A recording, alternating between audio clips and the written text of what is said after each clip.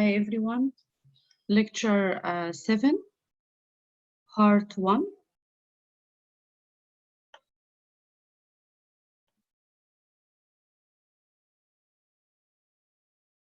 Pathology of the ovaries. Adnexal mass evaluation. We know the adnexa is the lateral side of the uterus. So if we have any mass in the adnexal area, maybe it's within the broad ligament, or maybe within the ovaries, or maybe there is something wrong with the fallopian tubes. So adnexa is the area where the ovaries and the fallopian tubes located. When I say adnexal mass, so maybe the adnexal mass, it will be located within the ovary. Patient history is important. You have to document all the findings. You have to document the location, the shape, and the ultrasound appearance. And also you have to add more 3 images if you find any pathology. You wanted to measure the length and the interior, posterior, and sagittal image, and you wanted to measure the width in a transverse image. Another image, apply color Doppler to check the vascularity of this mass or this cyst. Sometimes fluid-filled loops of bowel may simulate a cystic or complex mass. For cystic pelvic masses, mostly cystic pelvic mass originates from the ovaries, and we all know what is the ultrasound appearance of a cystic structure. It will be a smooth, well-defined borders, lack of internal echoes, and posterior acoustic enhancement. For the patient management criteria for ovarian cyst in a woman in her reproductive years, if this cyst less than 3 centimeters, it's usually resolved and it will be follicular. If it's between 3 and 5 centimeters, it needs to follow up by ultrasound. Most resolve, but some enlarge. If it's greater than 5 centimeters, you need to follow up by ultrasound, and 60% resolve in 3 months. Greater than 10 centimeters rarely resolve, have more malignant potential, and are surgically removed. We have physiologic cysts. What are the physiologic cysts? Is also known as functional ovarian cyst. We have normal ovarian follicles.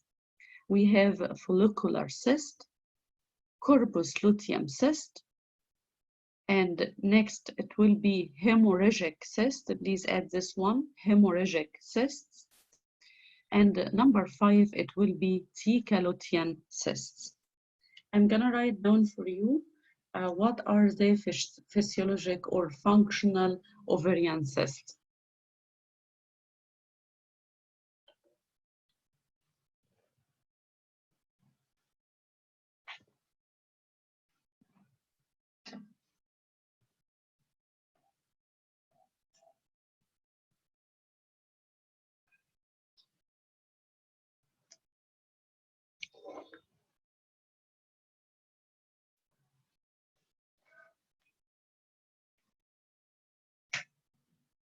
So functional ovarian cysts.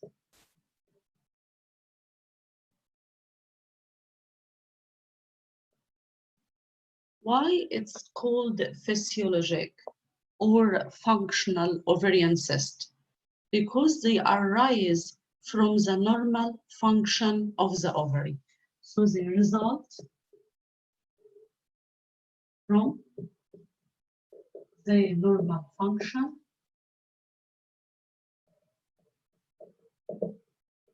of the ovary. I'm gonna write down for you the list of the functional ovarian cysts. So we have the normal ovarian follicle.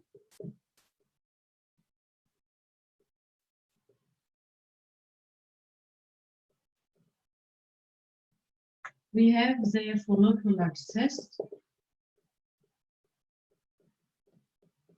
We have the corpus luteum cyst. And we have hemorrhagic cysts. And the last one, it will be Theca luteum. So again, functional ovarian cysts result from the normal function of the ovary. We have the normal ovarian follicles, we have follicular cysts, we have corpus luteum cyst, we have hemorrhagic cyst, and Theca luteum cyst. Okay, let's go over one by one. I'm gonna give you like a summary of all the functional ovarian cysts, and then we're gonna go in details one by one from your slides. The normal ovarian follicle. Normal ovarian follicle that you are going to see during the menstrual cycle. In the beginning of the cycle, it will be non-dominant follicles. Before ovulation, you're going to see the Graafian follicle. It's a dominant follicle. The measurement of the Graafian follicle, it will be 1.8 to 0.5 centimeter. After the Graafian follicle rupture, you're going to see the corpus luteum. And then after the corpus luteum, it will regress. You're gonna see the corpus albicanus. This is the normal ovarian follicles that you're gonna see. It's a follicular or normal follicles. Okay, we have another one called follicular cyst. What is the follicular cyst? For the follicular cyst, do you remember during menses,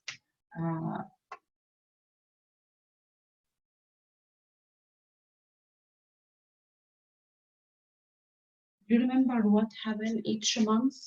Do you remember when we have like a small follicles and we have like 5 to 8 follicles begins to develop and only one reaches maturity, which is the Graafian follicle, right? In follicular cyst, maybe the Graafian follicle fails to ovulate. If the Graafian follicle fails to ovulate, the result will be a follicular cyst. What happened to the other follicles? What happened to the other these developed follicles? It should like regress and resolve. If these follicles fails to regress, the result will be follicular cyst. So follicular cyst again, this one, if the Graafian follicle fails to ovulate, the result will be follicular cyst. You're gonna see a cystic structure within the ovary. Or if the other follicles fails to resolve, the result will be follicular cyst. Okay, what about the corpus luteum cyst? Corpus luteum cyst, you have 3 corpus luteum cysts. Number 1, the corpus luteum of menses. So number 1, the corpus luteum of menses. And number 2, the corpus luteum of pregnancy. And the other one, if the corpus luteum fails to regress,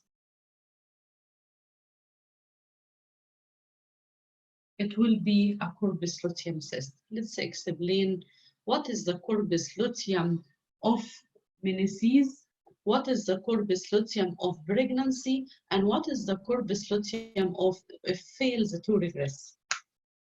Number one, corpus luteum of Meneses. We know that the Graafian follicle is the one that rupture at time of ovulation and release its ovum. After ovulation, the remnant of the Graafian follicle, so like let's say ovulation now occur and the ovum is released. The remnant of the Graafian follicle, it will multiply together to form the corpus luteum. So corpus luteum of Meneses, this is the one, the normal corpus luteum of Meneses. Do you remember what is the ultrasound appearance of corpus luteum? Corpus luteum, it has echogenic wall. It's well defined. It's a thick echogenic wall. When you apply color Doppler, you're gonna see ring of fire. And when you apply pulse Doppler, you're gonna see a low resistance wave form. Normal corpus luteum of Meneses. What happens if fertilization occurs? Remember, if fertilization occurs, let's say fertilization occurs, the zygote will produce a hormone called HCG. The HCG causes the corpus luteum to remain for more 3 months until the placenta takes over, right? So this one, it will be the corpus luteum cyst of pregnancy. You're gonna see in the first trimester or in the first 3 months, you're gonna see the corpus luteum cyst within the ovary. So we're done with corpus luteum of Meneses and corpus luteum of pregnancy. If no fertilization occurs, the corpus luteum, it will regress in size, right? It will regress in size. And when it's regress in size, the progesterone levels declines and Meneses begins. So we have the corpus luteum. What about if the corpus luteum fails to regress? No fertilization occurs, but the corpus luteum fails to regress. So the result will be a corpus luteum. Next, it will be hemorrhagic cyst. Hemorrhagic cyst, it may be hemorrhagic follicular cyst or hemorrhagic corpus luteum. It's more common for the corpus luteum to be hemorrhagic. There may be, there is like hemorrhage or bleeding occur within the follicular or within the corpus luteum, and in this case it will be a hemorrhagic cyst. This is for the first like 3, follicular, corpus luteum, and hemorrhagic. What is the ultrasound appearance of follicular cyst? Follicular cyst, it's a simple cyst. Means an echoic center will define the border and the posterior acoustic enhancement. Corpus luteum, it's a thick echogenic wall, posterior acoustic enhancement, and echoic center. When you apply color Doppler, you're gonna see ring of fire. With pulse Doppler, you're gonna see a low resistance waveform. What about hemorrhagic? If it's a hemorrhagic follicular, it will be the same as simple cyst, but you're gonna see like instead of an echoic center, you're gonna see internal echoes inside because of the hemorrhage. And if it's hemorrhagic corpus luteum, it will be the same ultrasound appearance of corpus luteum, but instead of an echoic center, you're gonna see like internal echoes inside.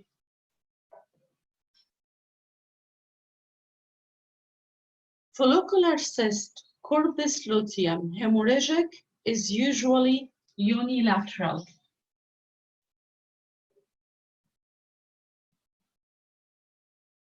For follicular and corpus and hemorrhagic. Next, it will be the theca lutein cyst.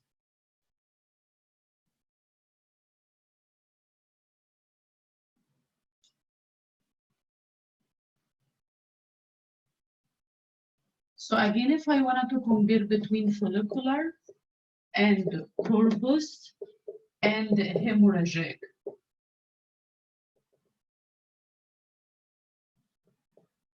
these three is usually unilateral, and we mentioned this one, it will be simple cyst, and this one, it will be, you're gonna see ring of fire, you're gonna see low resistance with form. With hemorrhagic, it's maybe hemorrhagic follicular or maybe hemorrhagic corpus. Hemorrhagic follicular, and this one, it will be the same ultrasound as simple cyst, but you're gonna see internal echoes.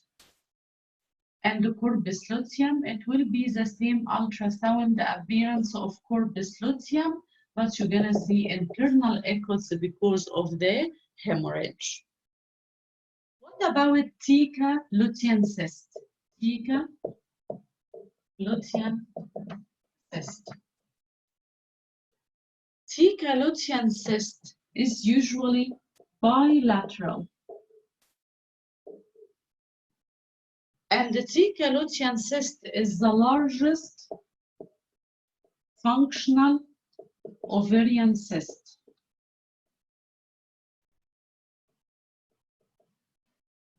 Theca lutein cyst associated with high levels of HCG.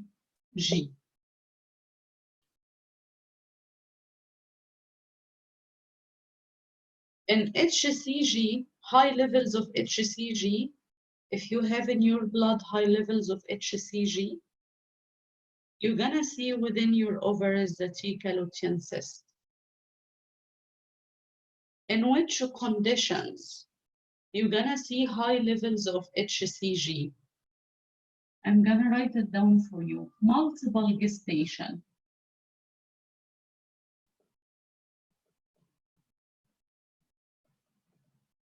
And ovarian hyperstimulation syndrome, OHS.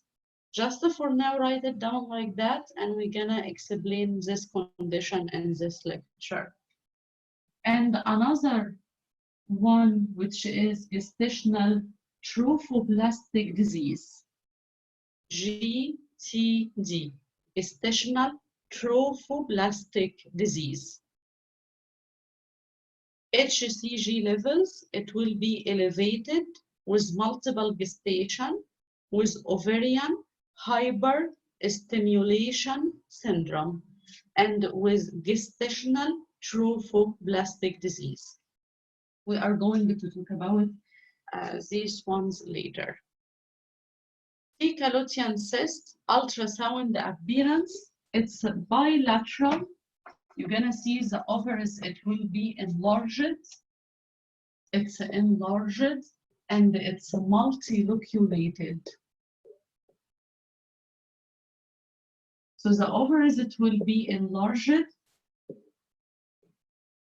It will be multiloculated. Multiloculated cystic structure with septation.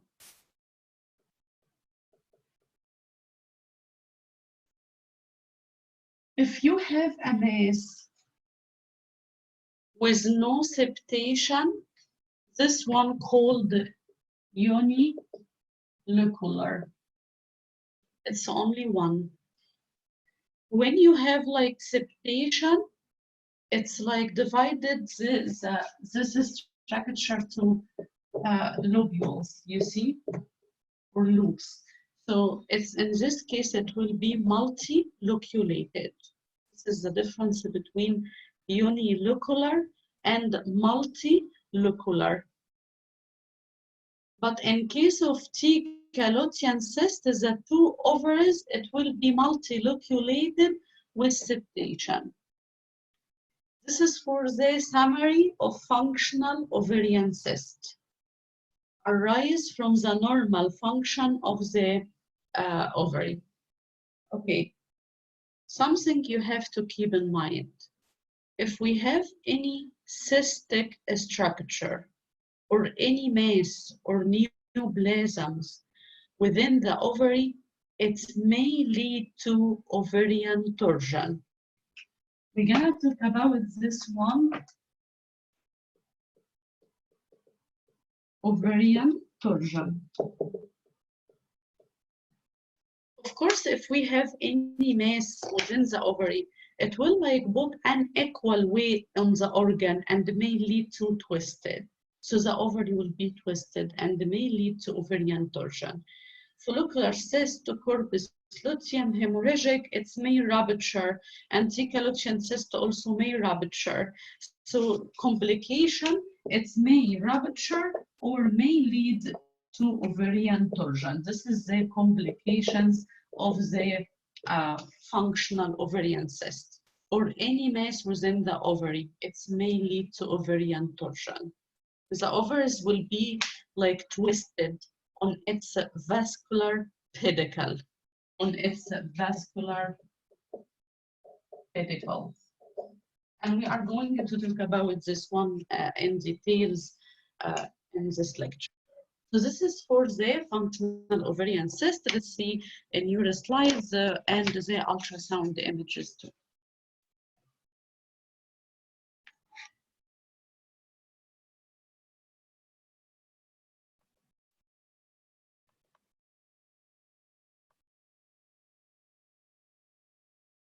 So normal ovarian follicles, it's not a pathology.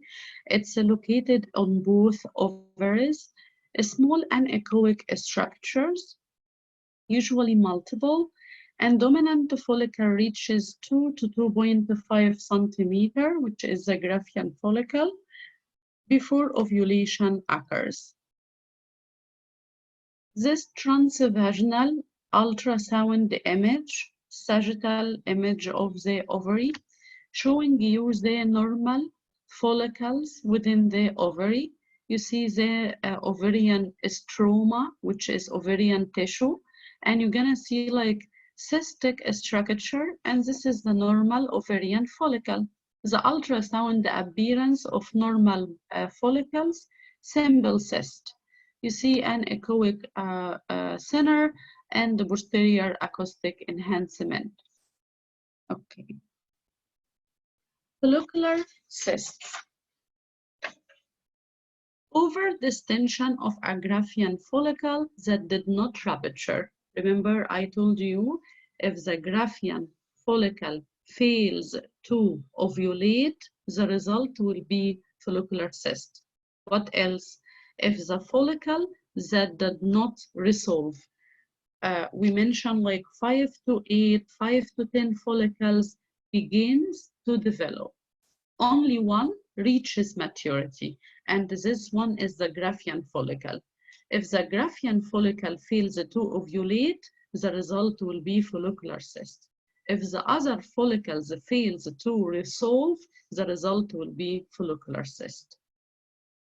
It's usually unilateral. The size, it's 1 to 10 centimeter in size, and follow-up may be ordered. Most resolve or change in size in the following menstrual cycles. The signs and the symptoms, it's asymptomatic, but like if rupture occur, it may lead to pelvic pain. And again, may rupture occur or complication may be ovarian torsion. Ultrasound appearance, write down simple cyst. This is follicular cyst. The measurement, you see it's 6 centimeter to 7.5 centimeter. This ovarian cyst, the ultrasound appearance, it's a simple cyst and echoic center well-defined border, and posterior acoustic enhancement.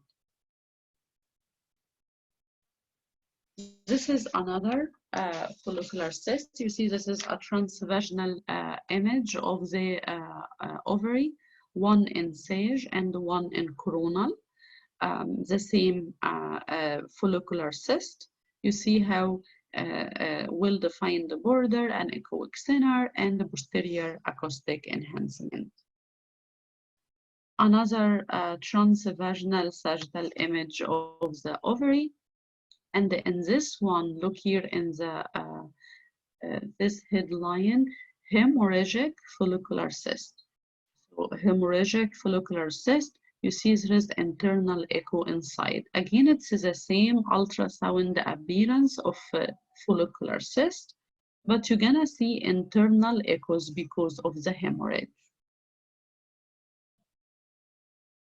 You see how it looks like a complex mass when hemorrhage occurs. Again, it's depend the ultrasound of the hemorrhage. It's depend on the age of the bleeding. See how it's complex. There is internal echoes inside. This is a hemorrhagic follicular cyst. How you differentiate between the hemorrhagic follicular cyst and the hemorrhagic corpus luteum cyst? You want to apply color Doppler. If you see the ring of fire, this one, it will be the hemorrhagic corpus luteum. We have a follicular cyst on ovary of the female fetus. So this is a female fetus on the pelvic area. They found this cystic structure, and this one is follicular cyst. A stimulation of the fetal ovary by the maternal estrogen result in a prominent ovarian cyst. Of course, this one, it will be resolved after the birth. Corpus luteum cysts, corpus luteum of menstruation, corpora lutea forms after the dominant follicular ruptures, another name of corpus luteum. Usually unilateral and simple, hemorrhage and rupture may cause pain, usually resolve within 14 days. So this is corpus luteum of menstruation. What do you think it will be the signs and the symptoms of corpus luteum of menstruation? Do you remember in normal menses, we mentioned the corpus luteum is the one that's responsible for secreting the progesterone. If no fertilization occurs, the corpus luteum, like 9 to 11 days, the corpus luteum will regress in size, right? And the progesterone levels declines and the menses begins.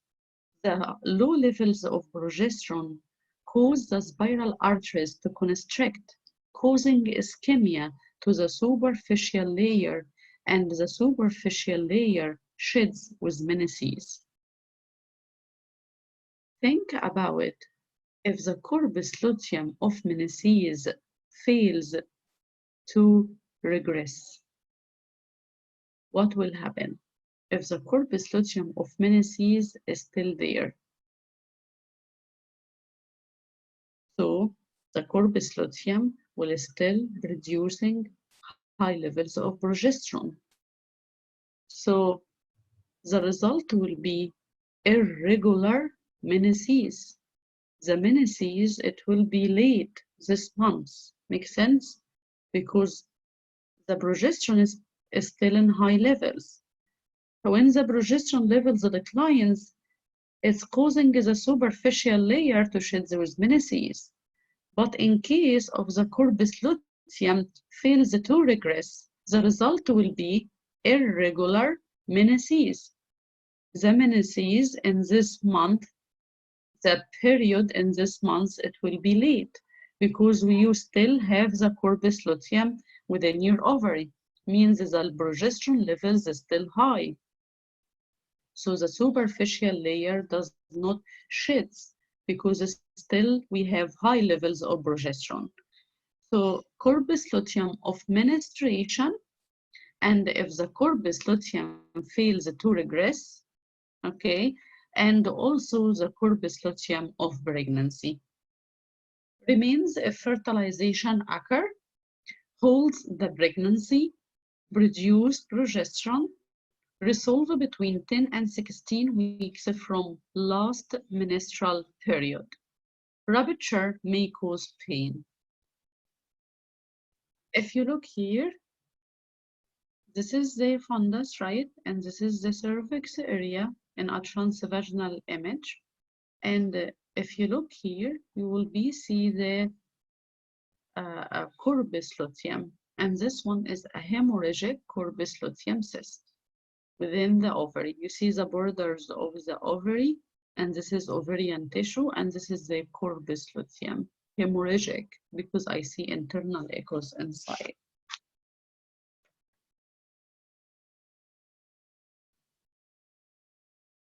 Another image of the corpus luteum.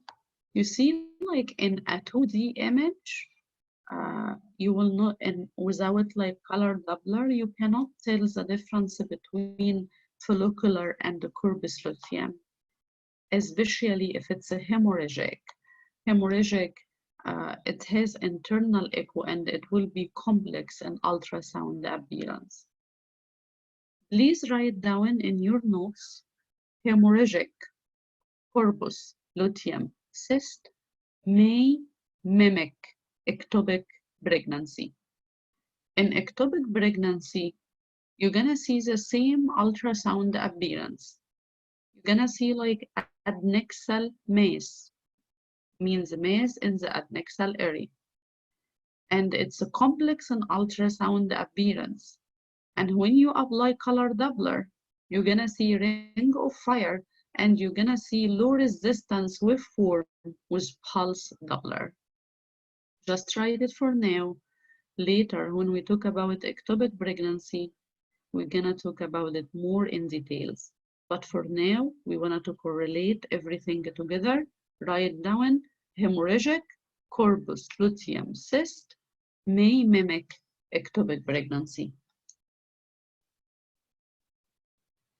Theca lutein cysts caused by high levels of HCG, human chorionic gonadotropin, associated with gestational trophoblastic disease, GTD, associated with drug therapy for infertility, which ovarian hyperstimulation syndrome, OHS, are bilateral, multilocular, and large. It's 3 to 20 centimeter.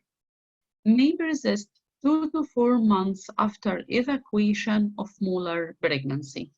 We are going to talk later about gestational trophoblastic disease, GTD, is also known as molar pregnancy. And in gestational trophoblastic disease, this one, it will be, again, we are going to talk about this one later after OB, after we start the OB. But for you to understand now, the gestational trophoblastic disease, the endometrial cavity, it will be distended with placental tissue. The endometrial cavity, it will be filled with placental tissue. So the management of this case, it will be evacuation of the uterus. They're gonna like do something called dilation and curettage. They're gonna like dilate the cervix, and they insert like a tool to scrape and scoop the content of the endometrial cavity. They wanna like to remove all the placental tissue that inside the endometrial cavity. And this is in case of gestational trophoblastic disease. So after evacuation, maybe the theca lutein cyst is still there 2 to 4 months. This is for theca lutein cyst. Again, remember, it's the largest functional ovarian cyst. It's bilateral. the ovaries will be enlarged and multilocular or multiloculated with septation. And theca lutein cyst, you're gonna see it with multiple gestation, with gestational trophoblastic disease, and ovarian hyperstimulation syndrome. This is the theca lutein cyst. The ovaries will be enlarged. It's multiloculated with septation. This is a theca lutein cyst. Theca lutein cyst, the ovaries will be enlarged and multiloculated with septation.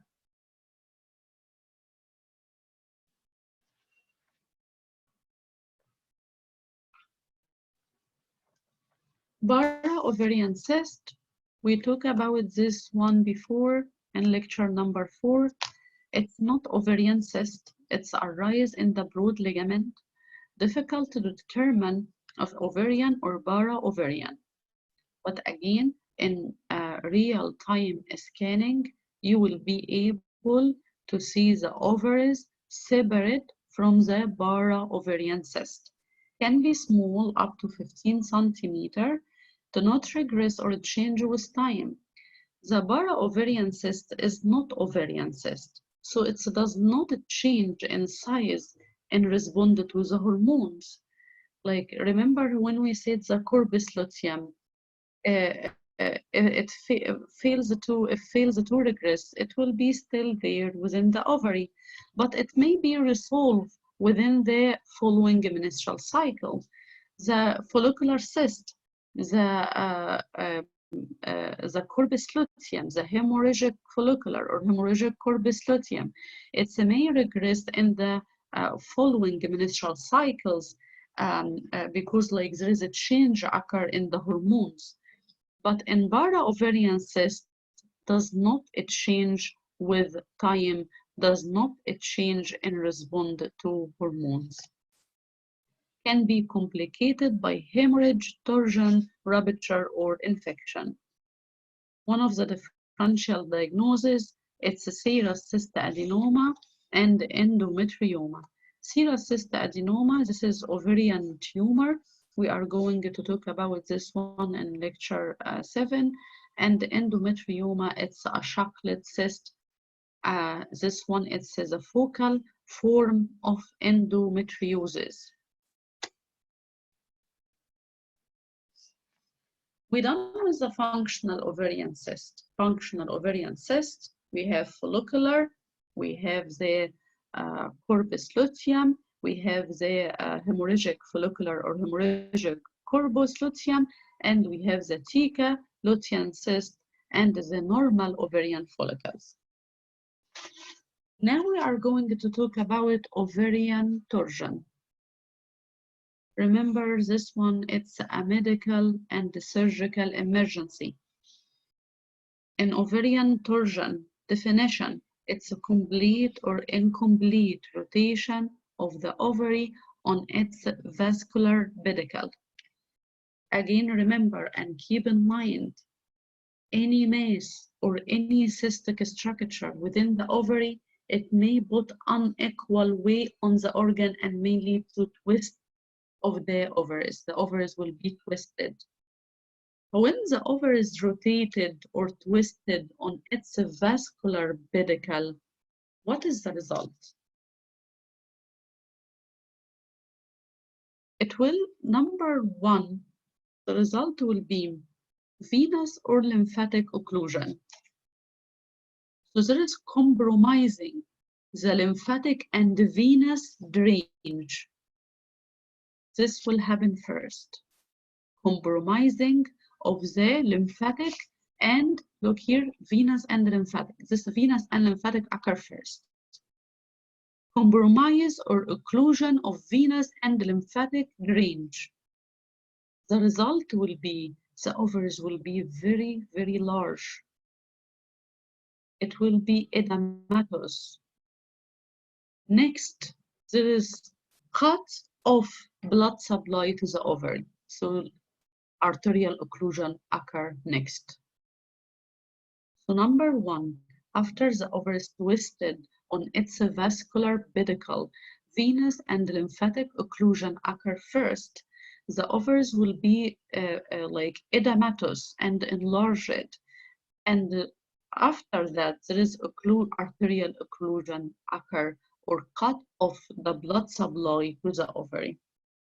Of course, when there is like cut off the blood supply to the ovary, ovarian necrosis occur, ovarian tissue death occur, and so it may cause congestion of the parenchyma and ensuing hemorrhagic infarction. There is no blood supply going to the ovary, so ovarian tissue will undergo necrosis and death. On ultrasound may appear as large ovary with hypoechoic and hyperechoic areas. The ovaries, it will be heterogeneous in ultrasound appearance because of the necrosis.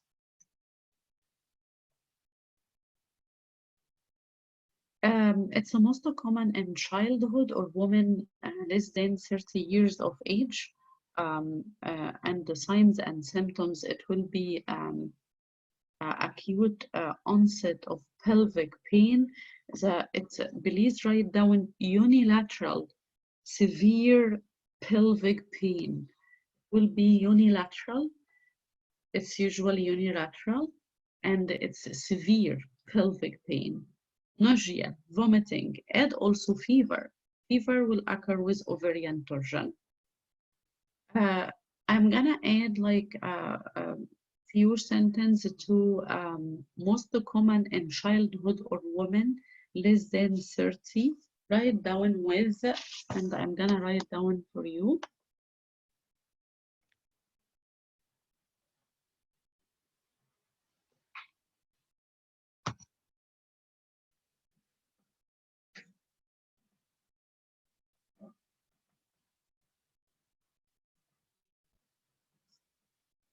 So this one is most common in your slides, most common in childhood and women less than 30 years of age. You write down with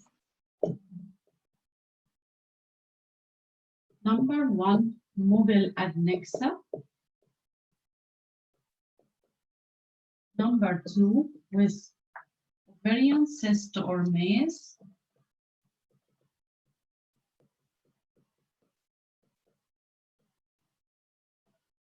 And the number 3 with pregnancy.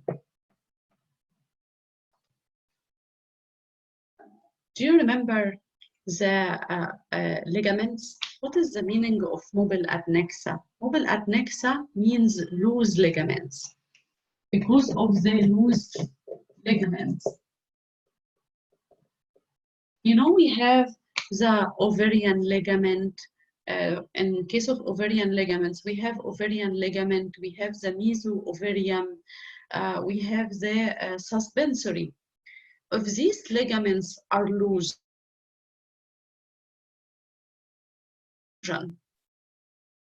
and we mention if we have any cyst or any mass within the ovary, like let's say this is the ovary and there is like a mass within the ovary, it may put an equal weight on the ovary and lead to ovarian torsion.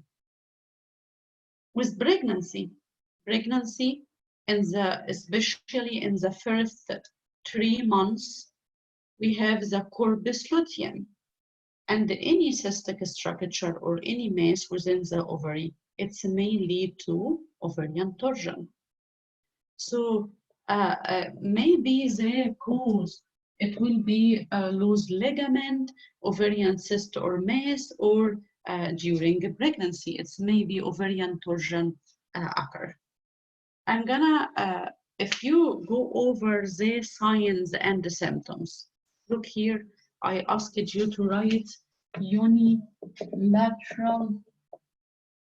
severe pelvic pain. It's usually ovarian torsion occur on the right side. So unilateral severe pelvic pain, nausea, vomiting, fever. Do you see all these signs and the symptoms it's a mimic appendicitis, acute appendicitis, right?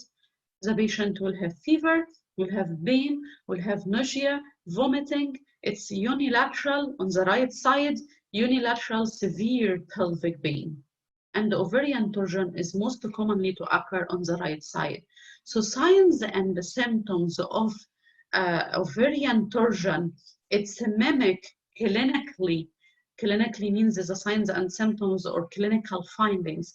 It's mimic acute appendicitis. So if a young girl complains about all these signs and the symptoms, she has severe pelvic pain, she has nausea, vomiting, and fever. So they're gonna check first the appendix to make sure it's not acute appendicitis, because this one is a life-threatening, right, condition. And after that, they're gonna, if it's not appendix or acute appendicitis, they're gonna check the ovaries to check if there is any ovarian torsion. I'm gonna write down for you the sentence.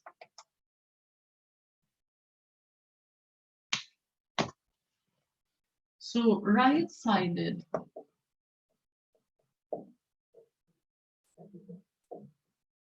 torsion can clinically mimic acute appendicitis.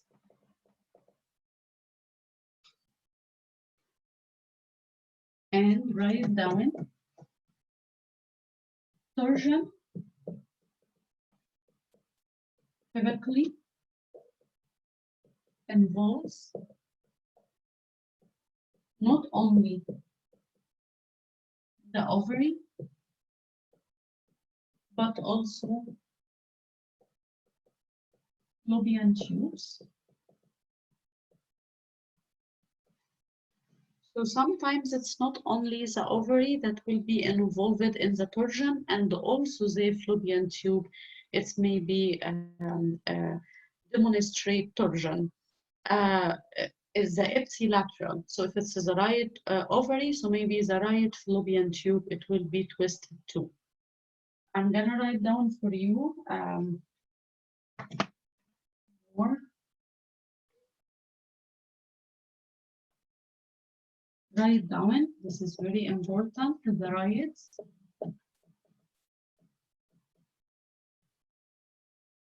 ovary is 3 times more likely to demonstrate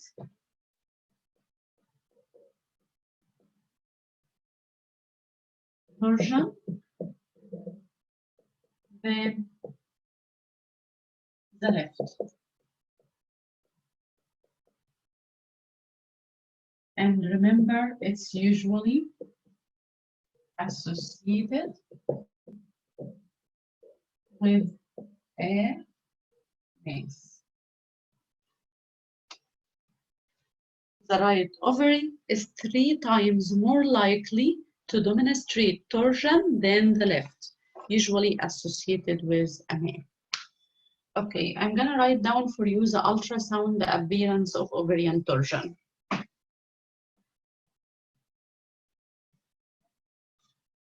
So ovarian torsion, we discussed the definition, the signs and the symptoms, and it's more common in which age group, and also the etiology or the reasons or causes of ovarian torsion. And now I'm gonna write down for you the ultrasound appearance. The ultrasound appearance for ovarian torsion. Ovary is enlarged.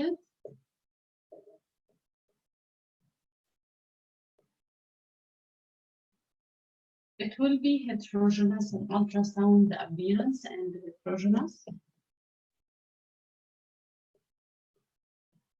And we know because it's because of the necrosis, heterogeneous in appearance. And we know that it's heterogeneous because of the necrosis and the ovarian tissue death. You're gonna see free fluid in cul-de-sac.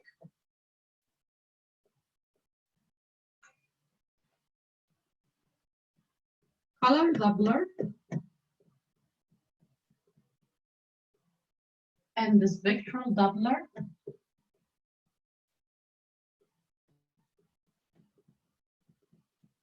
may show absent flow.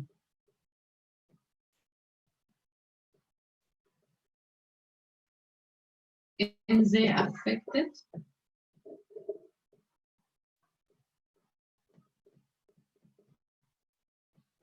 ovary. So the ultrasound appearance, the ovaries, it will be enlarged, and we know because of the compromising of the venous and the lymphatic drainage, there is occlusion occur to the lymphatic vessels and the venous vessels, and the result will be the ovaries, it will be edematous and enlarged. It will be heterogeneous in ultrasound appearance, heterogeneous because of the necrosis and the tissue death that occur because of the arterial occlusion. Maybe you're gonna see free fluid in the cul-de-sac in the posterior and in the interior cul-de-sac. And the color Doppler, if there is complete ovarian torsion, there is like cut off all the blood supply, and in this case, when you apply color Doppler or a spectral Doppler, no flow, absent flow. That's why in case of ovarian torsion, you wanted to make sure it's there is like maybe you're gonna find like a slow flow, like increase the color gain, maybe use Bauer Doppler, because Bauer Doppler is more sensitive to slow flow, because if you found any flow within the ovary, they may do like a surgery right after, and they're gonna untwist the ovary and save the ovary from death. So you wanna like to make sure that you make your best to image if there is any flow within the ovary. This is for ovarian torsion.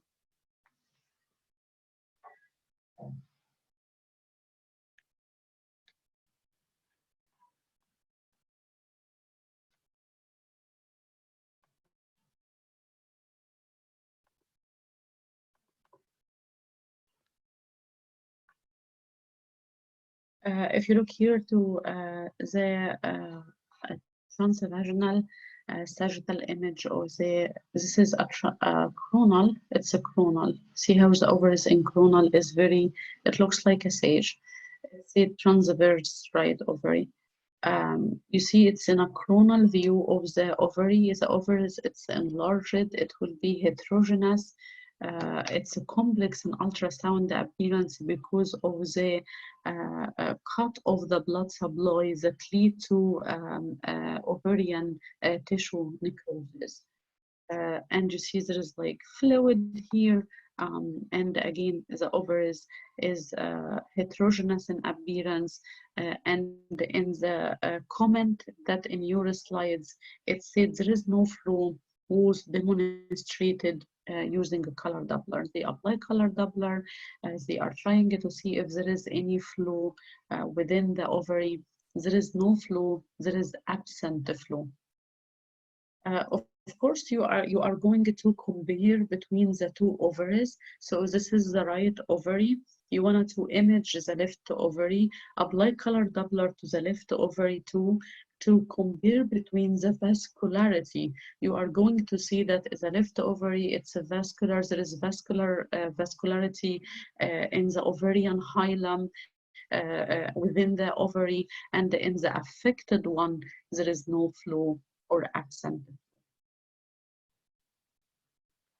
We're done with the ovarian torsion. Next, it will be the polycystic ovaries, polycystic ovarian syndrome. Polycystic ovarian syndrome, this one is also known as Sten-Leventhal syndrome. Signs and symptoms, you're going to see obesity, menstrual abnormalities. So in menstrual abnormalities, oligomenorrhea or amenorrhea. Virilization, do you know what is the meaning of virilization? Means the male sex characteristics appears on a female. This woman is called the beard woman. You see, has like abnormal facial hair growth because of the PCOS. Hirsutism, which is abnormal facial hair growth, and of course infertility. With PCOS, to make it easy for you to memorize the signs and symptoms, you have to understand what is the polycystic ovaries mean, what is the definition of this disease. You want to understand this disease very well to make it easy for you to memorize the information. You wanted to know that the polycystic ovaries or polycystic ovarian syndrome, it's an endocrine disorder. Do you remember when we mentioned the endocrine system? And I told you the endocrine system is made up of glands, and these glands secrete little chemical messages, which is hormones, and these hormones circulate from one part of your body to the other, and it's affect almost all the functions of your body, even your mood. So in PCOS or the polycystic ovarian syndrome, it's an endocrine disorder. Means there is something wrong within like the glands and something wrong within the hormones. The hormones are out of balance. In PCOS patients, so you're gonna see high levels of androgens. Androgens, a male hormone. So testosterone, it's a male hormone.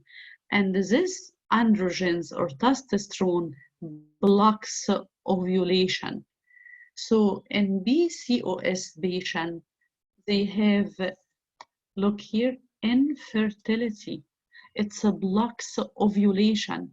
If no ovulation, no Graafian follicle, no corpus luteum, no fertilization will occur. So infertility. Also, androgens, it's a cause virilization, which is the male sex characteristics appears on a female. Male hormone, it's responsible for acne and also it's abnormal facial hair growth and maybe deep voice, masculinization, again, appears on a female.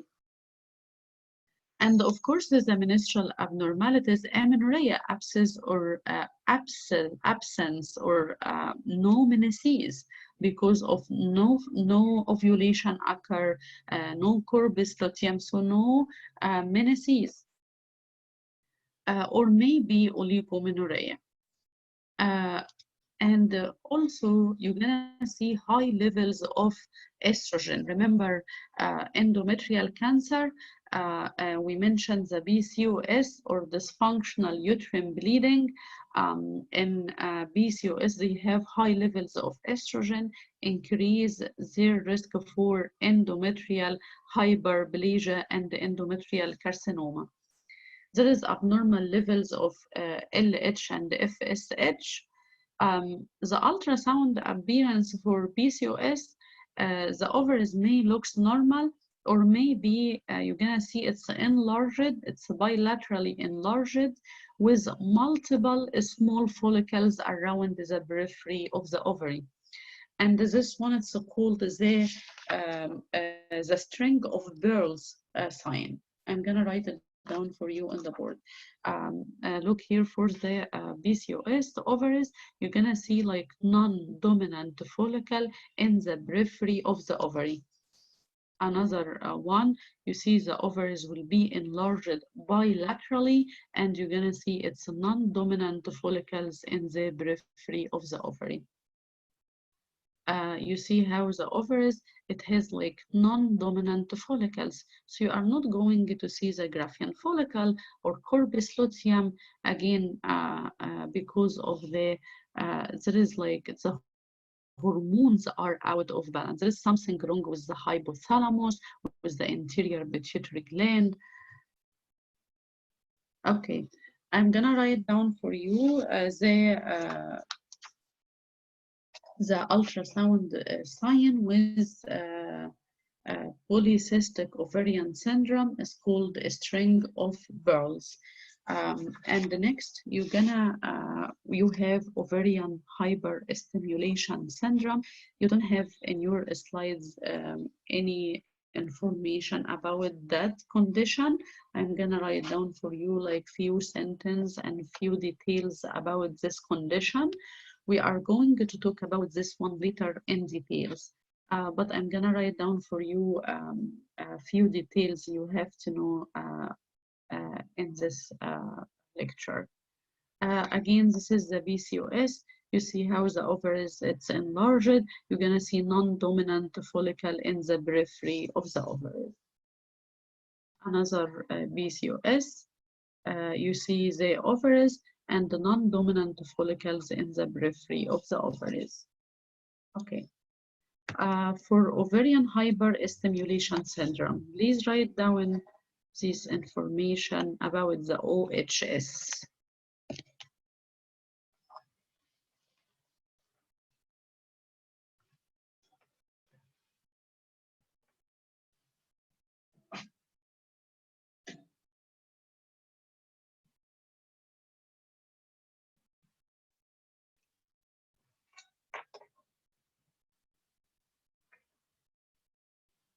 Ovarian hyperstimulation syndrome, OHS. Write down this is acquired condition.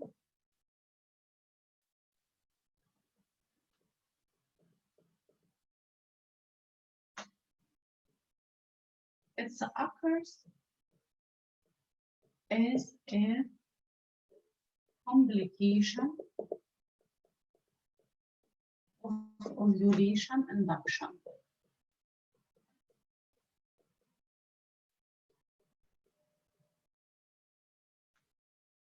Which is infertility,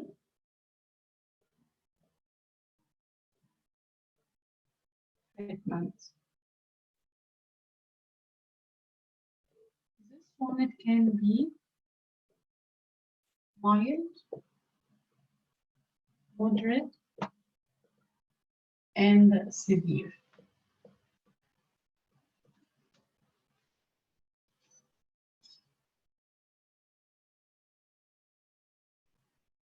In severe hyperstimulation,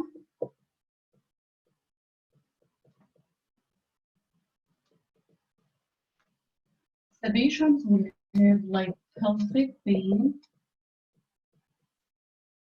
abdominal distension,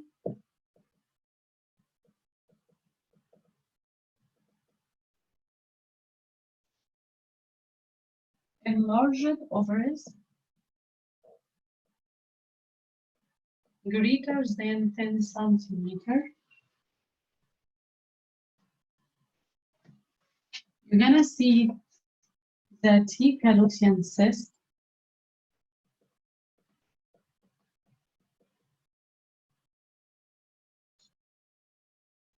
You're gonna see ascites and pleural effusion. What is ovarian hyperstimulation syndrome? This one is acquired condition. It occurs as a complication of ovulation induction. We are going to talk about the like assisted reproductive therapy. One of them is the ovulation induction. If the woman like have hard time to conceive and to get pregnant, the physician may order for her infertility drugs. And this one in ovulation, it's ovulation induction. These hormones stimulate the ovaries to produce more and more follicles. And as a result, maybe ovarian hyperstimulation occur. In ovarian hyperstimulation, in severe cases, you're gonna see pelvic pain, abdominal distension. You're gonna see the theca lutein cyst. Do you know what they're gonna do in case of ovulation induction? After like the woman taking the infertility drugs, in some clinics, you rule as a sonographer to measure the follicles on a daily basis.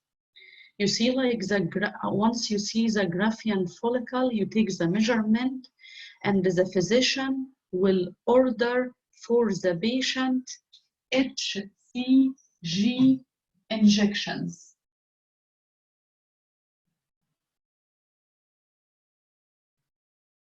These HCG injections, it's do the same job as LH.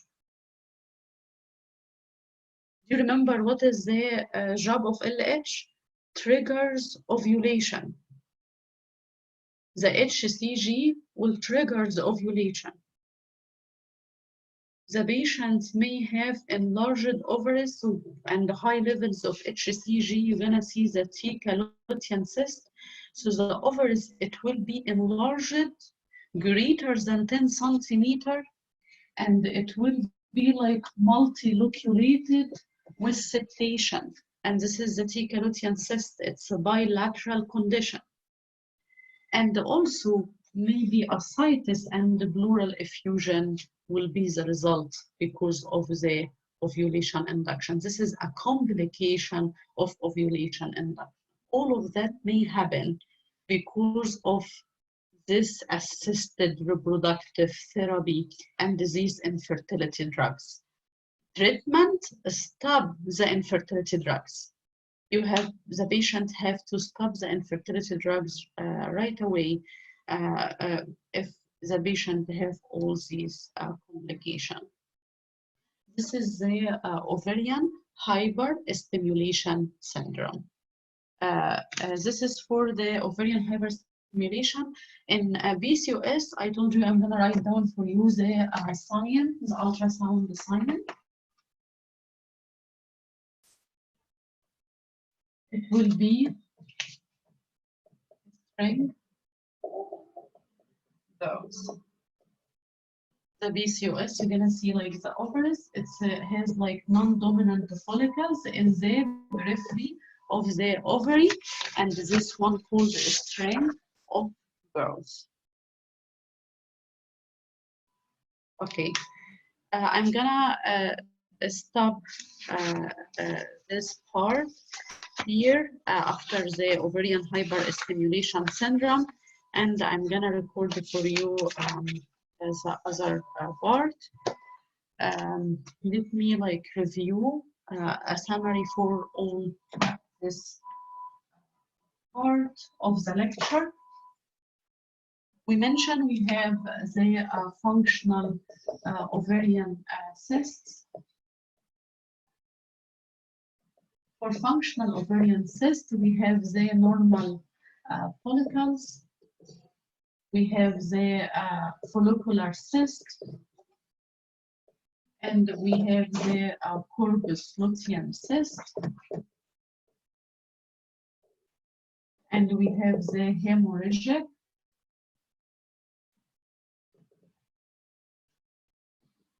and the theca lutein cyst.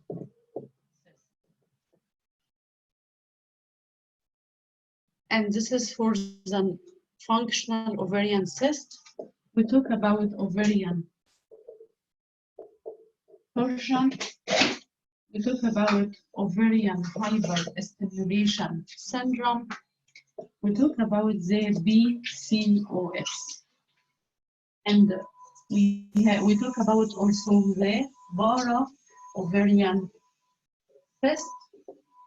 This one is not ovarian, it's a rise in the broad ligament. I'm gonna stop here, and I'm gonna record for you the other part in a second video.